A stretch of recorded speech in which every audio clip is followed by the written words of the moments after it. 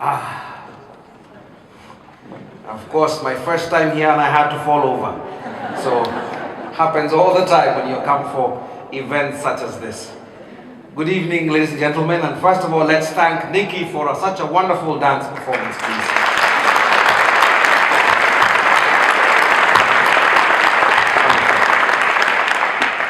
My name is Maina Kiai. I'm a member of the jury, and I also was the UN Special Rapporteur on the Rights to Freedom of Assembly and Association. Honorable members of Parliament, members of the Swedish government, Right Livelihood Award laureates, Excellencies, ladies and gentlemen. It is my great honor to welcome you tonight on behalf of the Right Livelihood Award Foundation in the splendid Vasa Museum, a venue that embodies the importance of remembering and learning from our history in order to chart course towards a more sustainable future for our planet and its people. Our aspirations for that sustainable future, encapsulated within ambitious multilateral agreements like the 2030 Sustainable Development Goals and the 2015 Paris Climate Agreement, cannot and will not be realized without the involvement of civil society and an involved global citizenry. In this regard, I observe with alarm that Civicus, the World Alliance for Civic Participation, noted in their April 2017 report that over a third of the world's population now live in countries where civic space is repressed. That is, where their abilities to form associations, seek information about policies that affect their lives, express dissent without fear, and engage in peaceful assembly is severely restricted.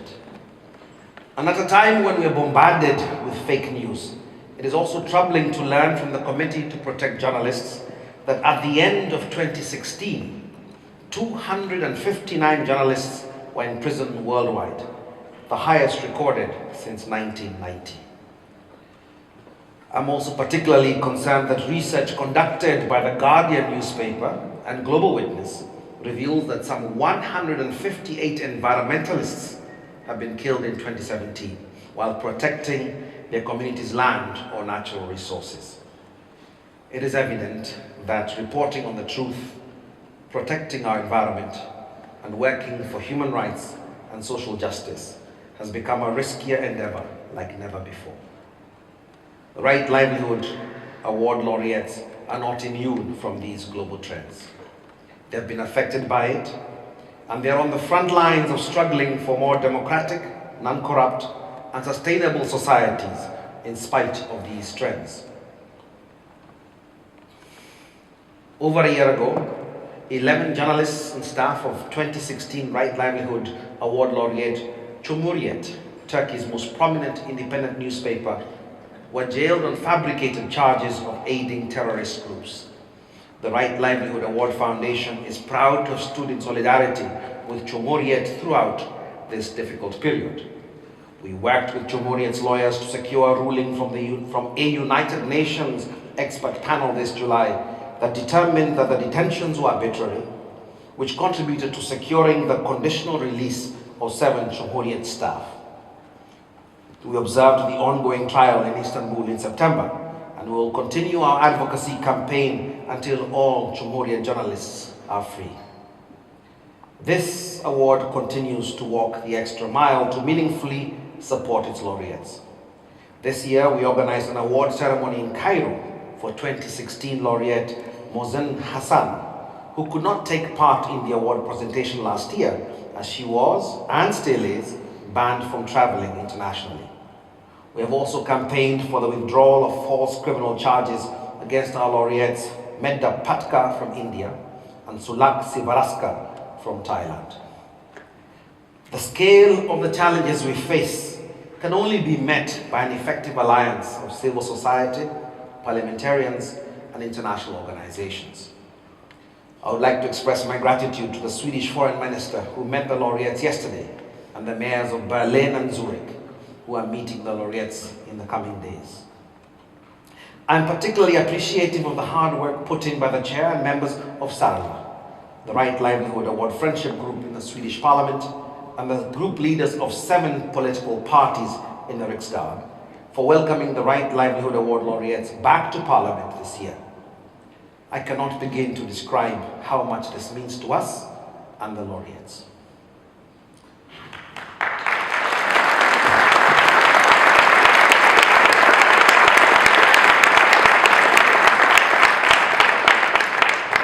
Ladies and gentlemen, our 2017 laureates work in incredibly difficult circumstances.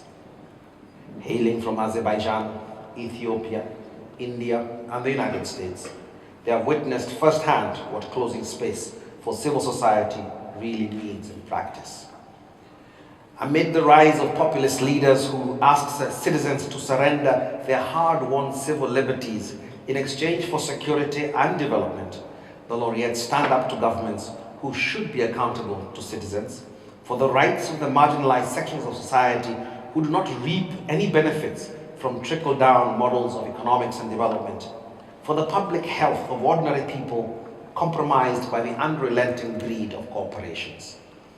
They stand for a society where everyone is included and has a fair chance at fulfilling their potential. And today we stand in solidarity with our laureate, Khadija ISmayilova, who is unable to attend the award presentation due to a 5-year travel ban imposed on her by the Azerbaijani authorities. Khadija, I assure you that we, the global Right Livelihood family, will not rest until this oppressive decision has been reversed.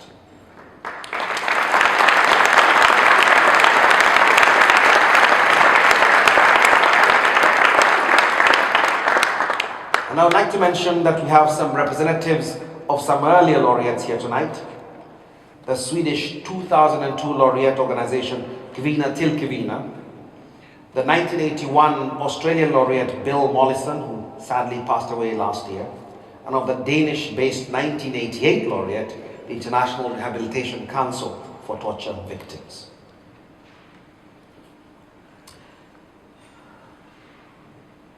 I would also like to honor the memory of 5 Right Livelihood laureates who passed away this year.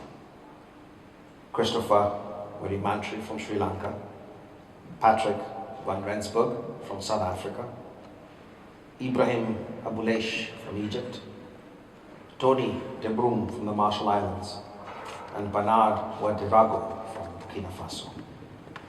Their stellar contributions to the fields of international law, education, sustainable development, and climate change will never be forgotten. So please join me in a moment of silence to remember them. Please stand.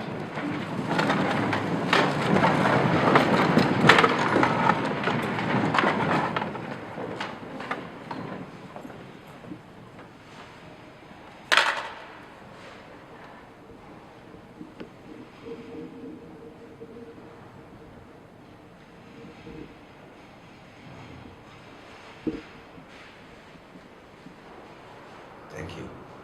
Thank you.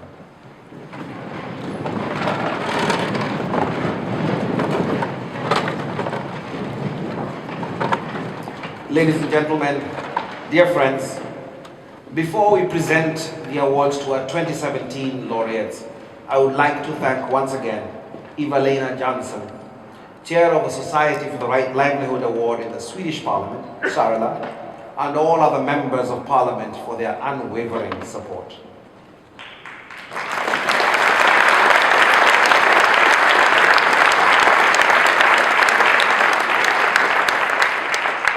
I would like to thank our founder, Jakob von Ixco, without whom we would not be here, for his vision and tireless commitment.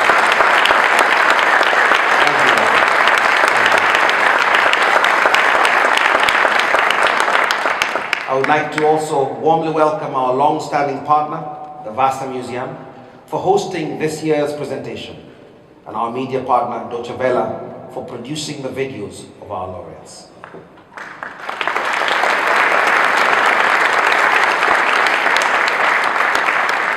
And our profound gratitude goes to our circle of friends and other donors who provide ongoing support to the Right Livelihood Award, which lives and thrives thanks to their generous donations. Thank you very much.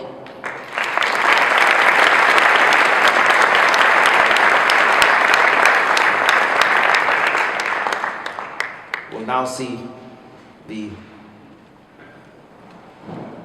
first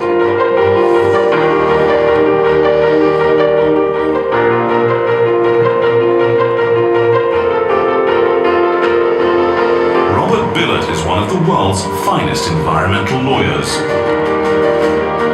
The American has achieved one of the most significant victories for environmental law and corporate accountability of this century. In a legal battle lasting 19 years, he represented 70,000 citizens whose drinking water had been contaminated by the chemical giant DuPont. At a time when environmental regulation is under serious threat of being watered down, Bilott successfully won compensation for his clients and continues to call for better regulation of toxic substances. Robert Bilott, USA.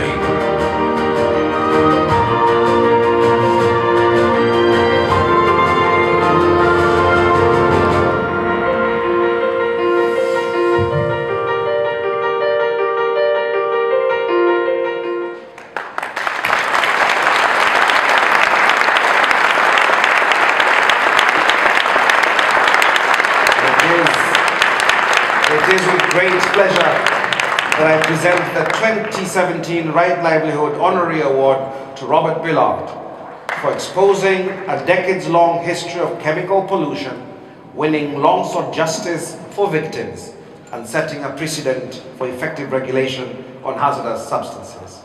Robert Bilott.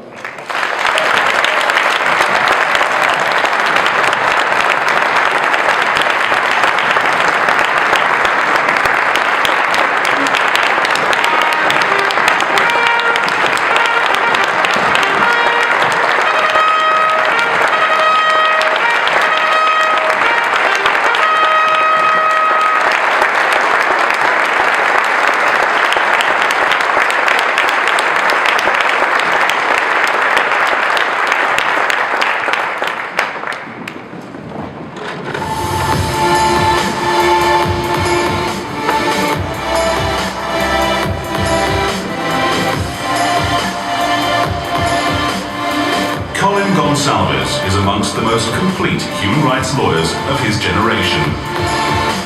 He is a senior advocate of the Supreme Court of India and the founder of the Human Rights Law Network, an Indian national network of public interest lawyers. Over 3 decades, Human Rights Law Network's lawyers have engaged in public interest litigation to hold the government to account and secure a broad spectrum of human rights. Gonsalves' clients have included India's most vulnerable people, such as bonded labourers, ethnic and religious minorities, refugees, slum dwellers, women and the poor. Colin Gonsalves, India.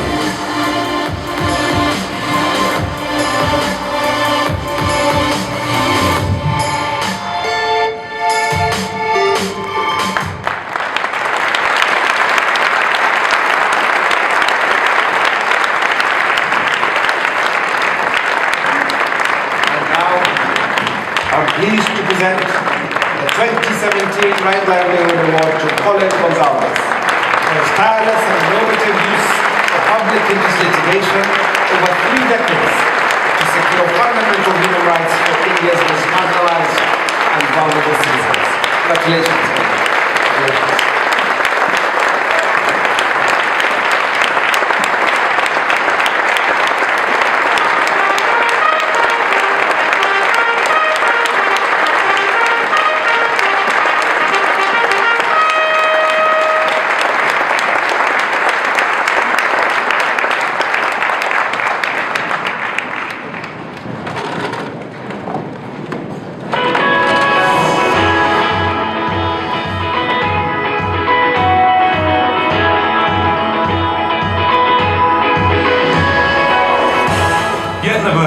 Nigussie is an Ethiopian lawyer working for human rights. She's fearlessly pushing for women's and girls' rights, inclusive education, and a vibrant civil society. Nigussie is an outstanding advocate for the rights enshrined in the UN Convention on the Rights of Persons with Disabilities. Through her tireless efforts, she has changed perceptions on disability with a compelling message. Focus on the person, not the disability. We have one disability, but 99 abilities to build on. Nigussie fights for the inclusion of the 15%, about 1 billion, of the world's population who have some kind of disability. She strives to create inclusive conditions for future generations. Yetnebersh Nigussie, Ethiopia.